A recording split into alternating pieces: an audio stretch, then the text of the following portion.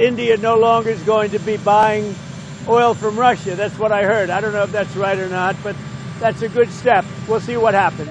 Russia నుంచి భారత్ చమురు కొనుగోలు చేయడంపై తీవ్ర ఆగ్రహం వ్యక్తం చేస్తున్న అమెరికా అధ్యక్షుడు డొనాల్డ్ ట్రంప్ అదే సమయంలో తమ దేశం రష్యా నుంచి చేస్తున్న దిగుమతులపై మాత్రం ఆశ్చర్యకరమైన సమాధానమిచ్చారు.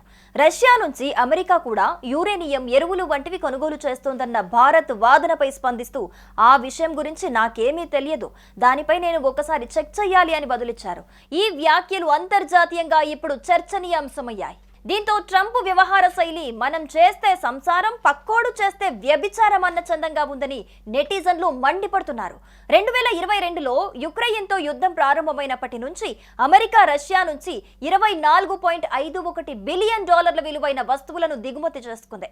2024లో సైతం $3 బిలియన్ బిజినెస్ చేసింది. కానీ భారత్ ఆయిల్ దిగుమతి వల్లే రష్యాకు డబ్బులొస్తున్నాయని, అందుకే యుద్ధం కొనసాగిస్తోందని ట్రంప్ చెబుతున్నారు. రష్యా నుంచి భారత్ చమురు కొనుగోళ్లను నిలిపివేయాలని, లేదంటే భారత ఉత్పత్తులపై భారీగా టారిఫ్లు పెంచుతామని డొనాల్డ్ ట్రంప్ ఇటీవల హెచ్చరించారు. అయితే ట్రంప్ హెచ్చరికలపై భారత విదేశాంగ శాఖ తీవ్రంగా స్పందించింది. అమెరికా, యూరప్ దేశాల ద్వంద్వ వైఖరిని తీవ్రంగా తప్పుబట్టింది.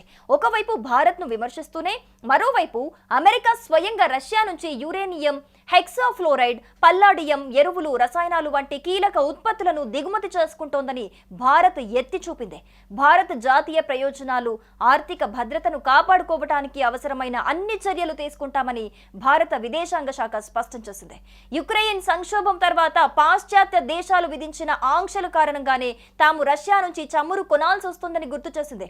దీంతో ట్రంప్ ముక్కున వేలేసుకున్నంత పనైంది.